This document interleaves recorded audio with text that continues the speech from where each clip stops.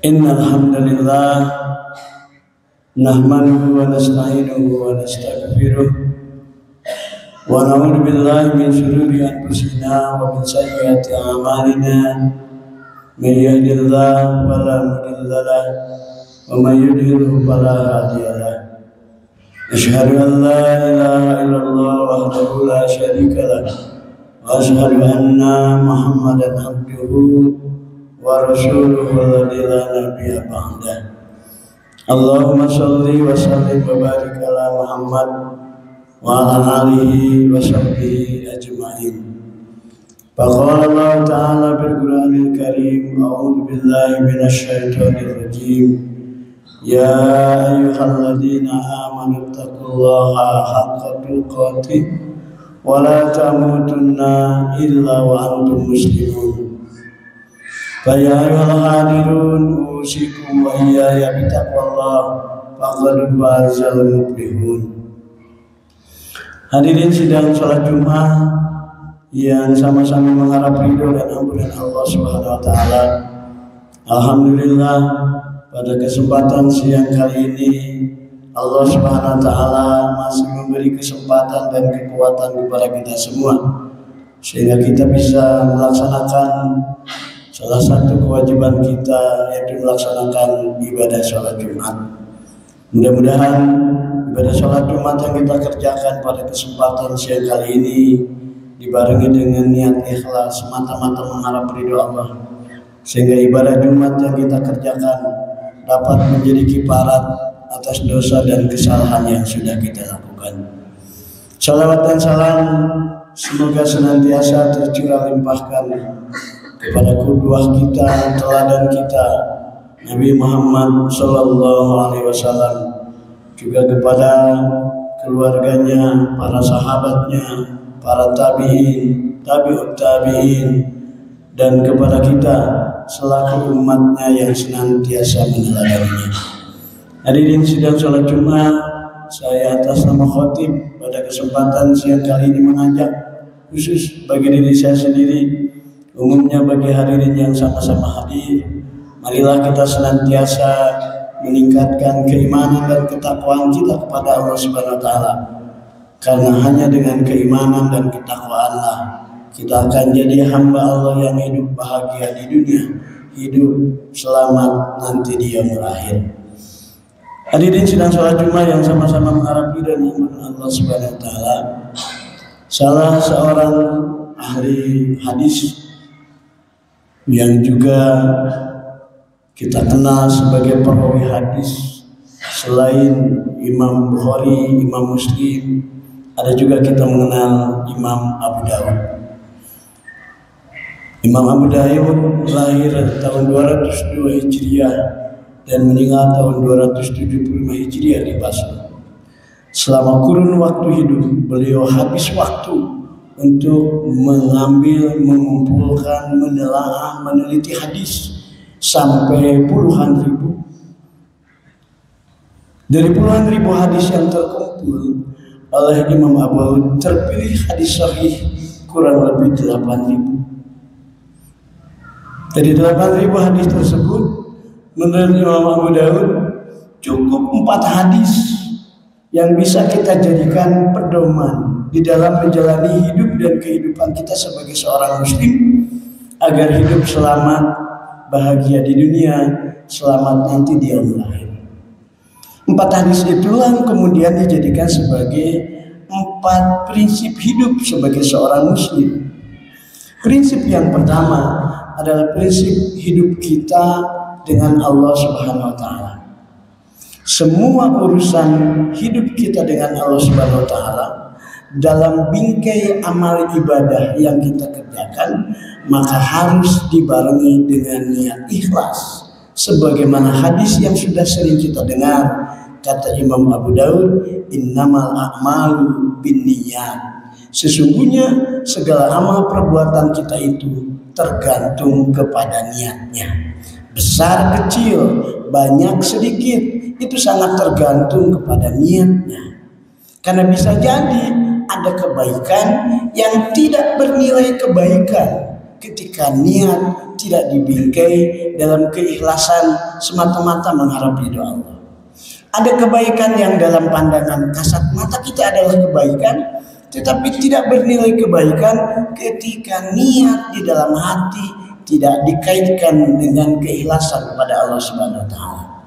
Ketika kita sedang makan bersama keluarga di pinggir jalan, nikmat-nikmatnya, tiba-tiba datang anak-anak yang membawa peralatan sederhana, nyanyi ke sana kemari, tidak puguh, tidak jelas suaranya. Buru-buru kita mengeluarkan uang, memberikan uang kepada orang lain kebaikan.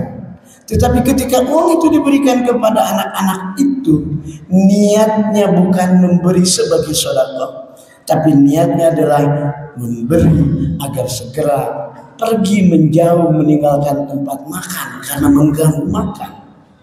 Memberi uangnya kebaikan, tetapi niat pada saat memberikan uang tidak sedikit pun dalam bingkai sedekah, maka tidak bernilai kebaikan. Maka kata Imam Abu Daud, sedikit banyak, besar kecil amal perbuatan, bingkailah dalam keikhlasan, sehingga kemudian itulah yang akan menghasilkan nilai kebaikan di dunia ataupun nanti kita bisa lihat kembali di akhirat buah dari amal kebaikan yang kita lakukan. Jadi amal ibadah, amal soleh, amal kebaikan yang kita lakukan selama hidup di dunia ini, bingkailah dalam keikhlasan semata-mata mengharap ridho Allah, sehingga akan mendapatkan hasil. Pertanyaannya adalah bagaimana kemudian cara menjaga keikhlasan?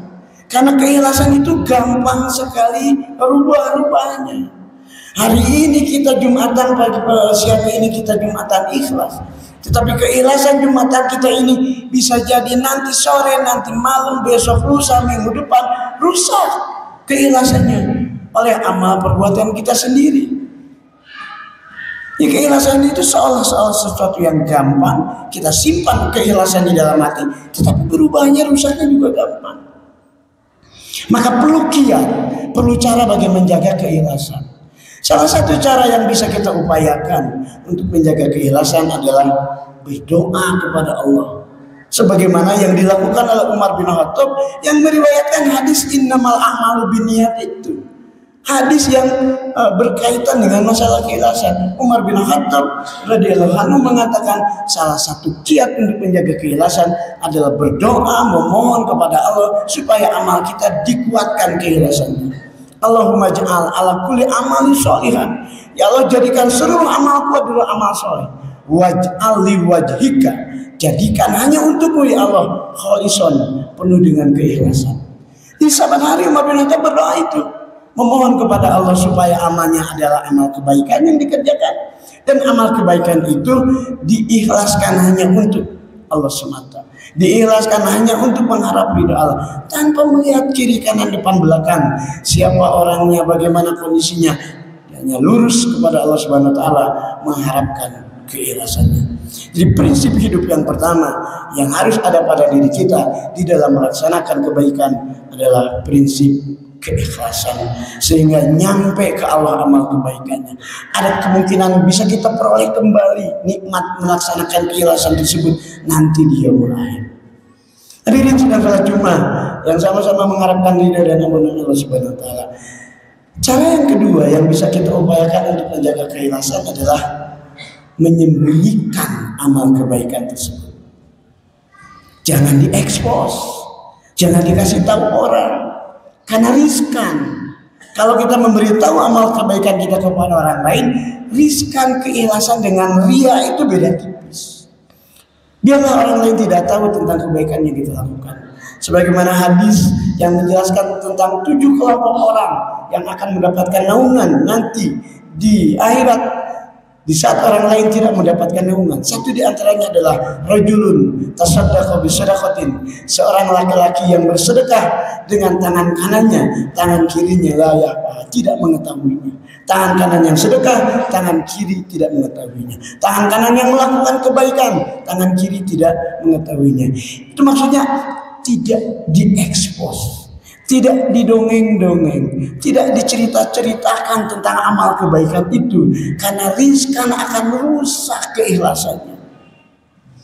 Tidak secara langsung, bisa jadi iya, tidak cerita secara berhadapan kepada orang ke orang. Tapi hari ini kita bisa mengekspos amal kebaikan kita melalui media sosial. Kita ekspos di media sosial kita. Alhamdulillah 2:30 sudah bangun, siap-siap untuk tahajud. Di-share ke grup kita, media sosial kita. Mungkin bisa jadi kalau kita kuat menahan keikhlasan, bisa jadi mendorong orang, memotivasi orang untuk bangun 2:30. Tapi pagi-pagi bertemu dengan orang, lalu kemudian menyapa kita dengan pujian, subhanallah, hebat, 2:30 sudah bangun ya Bapak. Wih, saya tiap hari begitu. Nah, kalimat itu yang akan meriskankan, kalimat itu yang akan merusak nilai-nilai keikhlasan kita. Oleh sebab itu sebisa mungkin amal kebaikan yang kita jaga itu kita tidak usah ekspos. Biarlah diri kita dan Allah Subhanahu wa taala yang mengetahui kebaikan-kebaikan yang sudah kita lakukan. Hadirin sedang salat Jumat yang sama mengharapkan ridha dan ampunan Allah Subhanahu wa taala. Prinsip yang kedua kata Imam Abu Daud, prinsip yang pertama diri kita dengan Allah, terus jaga keikhlasan. Prinsip yang kedua adalah prinsip diri kita dengan diri kita. Dengan cara meninggalkan yang lago, dengan cara meninggalkan sesuatu yang sia-sia, dengan cara meninggalkan sesuatu yang tidak bermanfaat. Hadis yang digunakan oleh Imam Abu Daud, min husnil islamil mar'i tarkuhu ma la ya'ni. Sebaik-baik seorang muslim adalah yang meninggalkan sesuatu yang tidak berharga, tidak bermanfaat, tidak bermakna. Karena kalau habis waktu digunakan oleh yang tidak bermanfaat, itu artinya kita kehabisan waktu untuk melakukan kebaikan. Kalau semalaman kita gunakan untuk begadang, kalau semalaman kita gunakan untuk ngobrol, kalau semalaman kita gunakan untuk catur, walaupun tidak ada masalah dengan catur, tetapi bila kemudian habis waktu digunakan untuk itu, dan subuh kesiangan, dan berangkat kerja ngantuk, berangkat kerja tidak fokus, maka sesuatu itu menjadi sesuatu yang terlarang. Bayangkan bila waktu yang lama itu digunakan untuk membaca Al-Quran, bagaimana waktu itu digunakan untuk mengkaji hadis, bagaimana waktu yang lama yang digunakan untuk yang sia-sia itu kita gunakan untuk bersama keluarga, bersama anak, bersama istri, berkumpul bersama di rumah, menjadi sesuatu yang lebih bermakna daripada sekedar oleh sesuatu yang tidak bermanfaat. Di prinsip yang kedua adalah prinsip diri kita, maksimalkan waktu hanya untuk digunakan pada hal-hal yang baik, tidak dikerjakan untuk hal-hal yang sia-sia, untuk hal yang lago, untuk hal yang tidak bermanfaat. Hari ini sedang sholat Jumat yang sama-sama mengharap ridho dan ampunan Allah Subhanahu wa taala. Prinsip yang ketiga kata Imam Abu Daud, dari sekian ribu hadis yang ada, yang bisa dipakai adalah prinsip diri kita dengan orang lain. Dan hadis yang digunakannya, la yu'minu ahadukum hatta yuhibba li akhihi ma yuhibbu li nafsihi. Tidak sempurna iman seseorang sebelum mampu mencintai saudaranya seperti mencintai dirinya sendiri. Mengukur orang lain pada diri kita, sehingga dimungkinkan kalau ukurannya diri kita, tidak akan pernah berupaya untuk berbuat dolim kepada orang lain, tidak akan pernah berbuat aniaya kepada orang lain, tidak pernah akan membuat keburukan, kedustaan, dan kehinaan untuk orang lain, karena yang diukur adalah diri kita. Tapi seringkali untuk orang lain itu adalah sisa dari apa yang telah ada pada diri kita. Seringkali untuk membantu orang lain, memberikan apresiasi kepada orang lain itu adalah sisa dari kita. Kalau kita mau sedekah makanan sisa kita. Kalau kita mau sedekah pakaian yang kita sudah tidak suka, pakaian yang sudah tidak usum, pakaian yang sudah tidak menarik lagi, baru kemudian diberikan orang lain. Padahal Al-Quran mengatakan wa atal mala ala hubbi, berikanlah harta yang kita cintai, yang masih dipikir resep oleh kita, yang kita masih mau makan, yang kita masih mau pakai, ala hubbi, yang masih kita sukai. Kepada siapa? Zawil kurba, kerabat kita. Wa yatama wal masakin wa bis sabil wasailin wa fil riqab. Ada semacam urutan kepada siapa kita akan harus memberikan bantuan, kepada siapa kita harus memberikan sedekah kita. Karena tidak sedikit ada orang yang mati-matian membela orang lain, mati-matian menolong orang lain, saudaranya dibiarkan. Mati-matian membantu orang lain, adik kakaknya repot tidak diperhatikan. Karena membantu orang lain dengan membantu saudara eksesnya berbeda. Membantu orang lain harum nama kita. Membantu orang lain terjaga baik nama kita.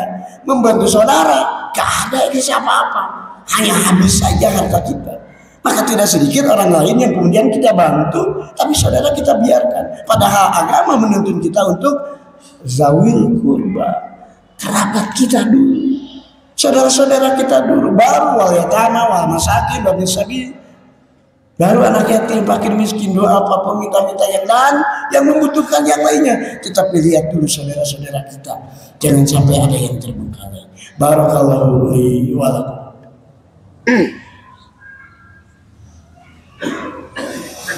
Alhamdulillah birahmatihi yatarhamul ibadul mu'minun wa bi taufiqihi yartajun dzalimun. Asyhadu an la ilaha illallah wahdahu la syarikalah wa asyhadu anna Muhammadan abduhu wa rasuluhu la ilaha nabiyya ba'da. Hadirin sidang salat Jumat yang sama-sama mengharap ridha dan ampunan Allah Subhanahu wa taala. Prinsip yang keempat kata Imam Abu Daud adalah prinsip diri kita dengan ikhtiar kifayah kita. Hadis yang digunakan oleh Imam Abu Daud adalah sering kita dengar, innal halala bayyinun wal haramu bayyinun wa ma bainahuma mustabihat. Sesungguhnya yang halal sudah jelas, yang haram sudah jelas. Wa ma bainahuma, yang ambigu antara halal dan haram, mustabihat. Itulah sesuatu yang subhat. Dalam hadis tersebut dijelaskan, paman istabro'a minas subuhati, barang siapa yang menjaga diri dari sesuatu yang subhat, faqad istabro'a lidinihi wa irdihi. Siapa di antara kita yang menjaga diri kita dari sesuatu yang subhat, sungguh dia telah menjaga kehormatan dirinya dan agamanya. Menjaga dari yang subhat, bukan menjaga dari yang haram, karena yang haram sudah jelas harus ditinggalkan. Ini yang subhat, yang halal haramnya membingungkan. Disebut halal dan jika haram, disebut haram dan ia halal. Orang kemudian menjadi bingung status hukumnya. Itulah subhat. Tinggalkan yang membingungkan itu.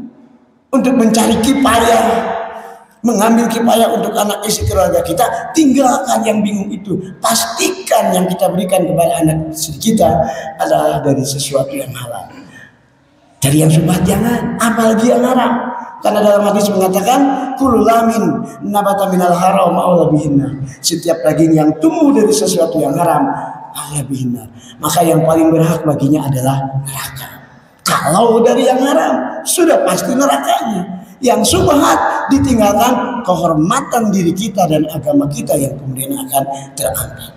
Maka ketika kita mencari nafkah, pastikan dari sesuatu yang halal, baik caranya mendapatkan ataupun jenis harta yang kita upayakannya. Kita sudah mengetahui jelas caranya harus halal, dan yang kita usahakannya juga harus halal. Karena ada haram li dzatihi, ada haram li ghairihi atau li amrin warijin. Ada haram zatnya, ada haram sebabnya. Kita sudah mengetahui yang haram zatnya sudah jelas. Hurrimat alaikumul maitatu wadamu walamul hinzir wa ma uhilla bihi lighairillah. Tapi caranya itu banyak cara untuk mendapatkan dengan cara yang haram.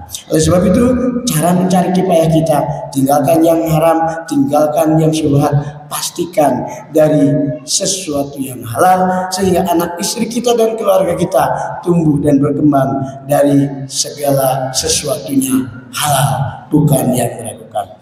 Hadirin sidang salat Jumat, itu saja barangkali yang dapat saya sampaikan pada kesempatan khutbah Jumat kali ini.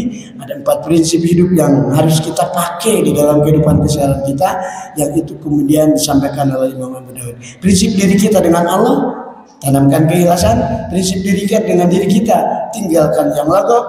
Prinsip hidup diri kita dengan saudara kita, cintai, sayangi seperti mencintai diri kita sendiri. Dan prinsip hidup kita tentang kifayah yang kita ikhtiarkan, pastikan dari segala sesuatunya adalah halalan thayyiban. Marilah kita sama-sama berdoa kepada Allah Subhanahu wa taala. Mudah-mudahan Allah Subhanahu wa taala senantiasa memberi kekuatan kepada kita untuk terus taat, tunduk, patuh kepada semua titah perintahnya, memberikan kekuatan pula kepada kita untuk bisa meninggalkan semua larangan-larangannya. Mudah-mudahan Allah mengampuni segala dosa dan kesalahan kita. dosa dan kesalahan kedua orang tua kita, dosa dan kesalahan para pemimpin kita, dosa dan kesalahan kaum muslimin semuanya. Allahumma ighfir lil mu'minina wal mu'minat wal muslimina wal muslimat al ahya'i minkum wal amwat.